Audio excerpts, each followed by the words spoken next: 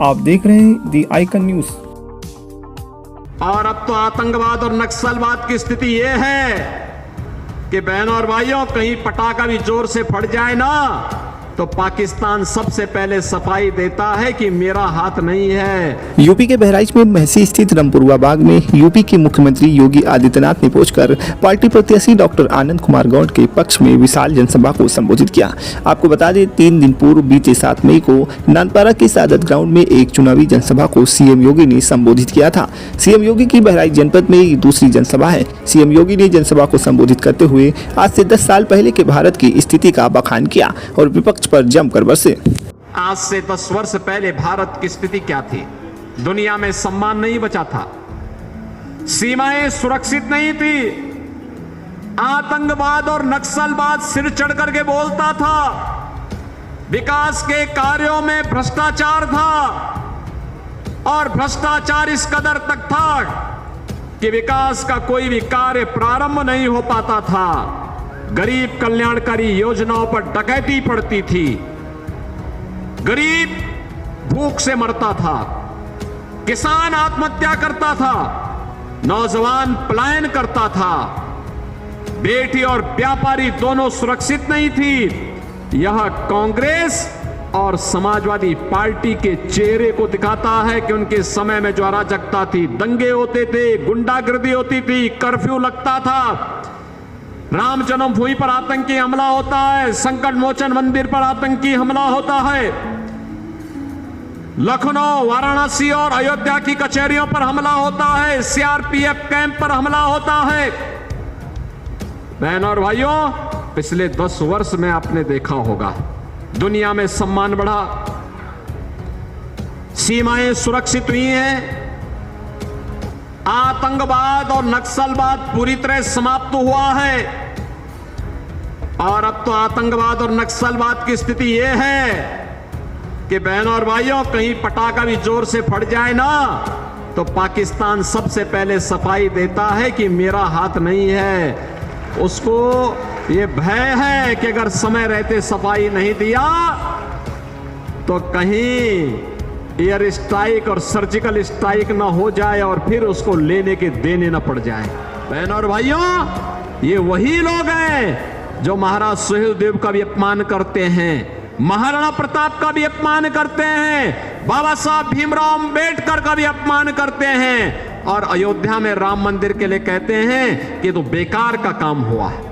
वाह, आपकी आस्था को ये बेकार मानते हैं? अरे बेकार तो इनका ये होंगे जो इस धरती पर बोझे बने हुए हैं और राम के नाम को नकारते हैं। हमारे यहां कौन से ऐसा सनातन धर्मावलंबी है जो व्यक्ति अपने जन्म से लेकर के और अंतिम यात्रा में राम के नाम को भूलता हो? बेटा जन्म लेता है, परिवार में कोई जन्म लेता, बेटा या बेटी जन्म लेती है, अखंड रामायण का पाठ होता है। कोई शुभ कार्य होता, अखंड रामायण का पाठ होता है। हम सोते हैं, जगते हैं, उठते हैं, बैठते हैं, दुख में सुख में एक नाम लेते हैं, वह नाम है राम का नाम होता है। और अंतिम यात्रा भी निकलती है तो राम नाम सत्य है कह करके अंतिम यात्रा भी निकलती है। जहां राम हमारे श्वास श्वास में, रग रग में बसे हुए हो, वहां राम को नकारने का मतलब भारत को नकारने जैसा है।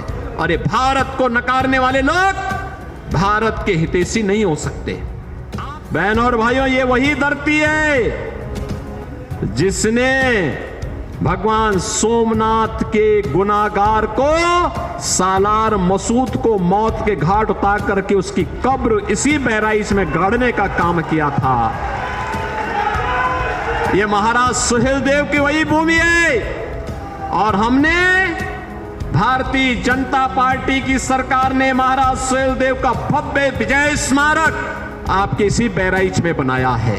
बहनों और भाइयों, मुझे तो महाराज सुहेलदेव के शौर्य और पराक्रम पर गौरव की अनुभूति होता है और मुझे लगता है कि वे राष्ट्र रक्षक थे, हमारे पूर्वज थे, गौरव की अनुभूति होती है महाराज सुहेलदेव के शौर्य और पराक्रम के समय क्या होता था उसका उदाहरण देखना है तो उसका सबसे बड़ा उदाहरण है सरयू नहर राष्ट्रीय परियोजना। सरयू नहर राष्ट्रीय परियोजना 1972 में योजना आयोग ने इसकी सहमति दी थी।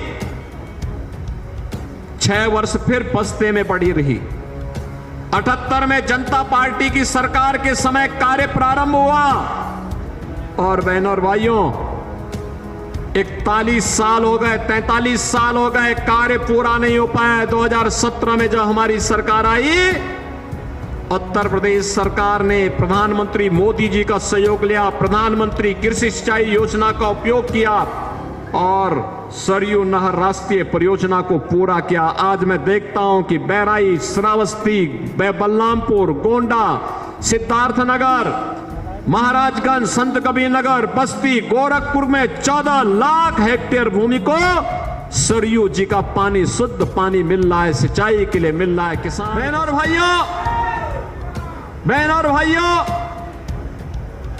जो सरकार आपकी भावनाओं का सम्मान करती हो, आपके हितों को संरक्षण देती हो, आपको विकास के कार्यों के साथ जोड़ती हो, और सरकार को बार बार मौका मिलना ही चाहिए, क्योंकि उससे वर्तमान तो ठीक होता ही है, भविष्य को भी सुधारने का एक अवसर प्राप्त होता, उसकी नींव भी तैयार होती है। 13 मई को आपके पास अब बहुत कम समय रह गया है, मुश्किल से 2 दिन प्रचार का है।